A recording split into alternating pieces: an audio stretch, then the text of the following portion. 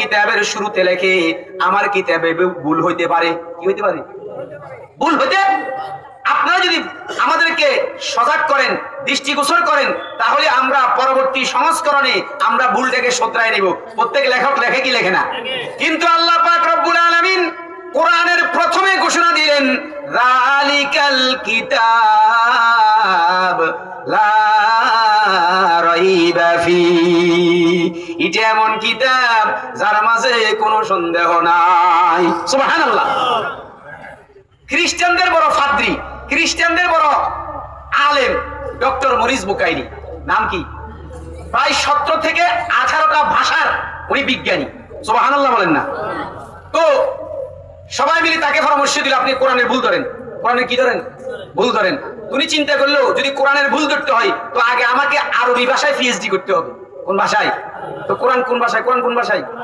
তাহলে ভুল ধরতে হলে আগে আরবি ভাষা শিখতে হবে না? এবার উনি আরবি ভাষায় পারদর্শী হইয়া এবার কোরআন নিয়ে গবেষণা শুরু করলেন। বহুদিন চলে গেল, বন্ধু বান্ধব সাথীরা জিজ্ঞাসা করতেছে ঘটনা কি, কোনো খোঁজ খবর নাই। কি হইল ঘটনা? আরে আমি কোরআনের কি ভুল ধরবো? যতই কোরআন গবেষণা করি ততই কোরআন আমার জীবনের বাঁকে বাঁকে ভুলগুলি ধরিয়া দেয়। সুবহানাল্লাহ, আল্লাহু আকবার।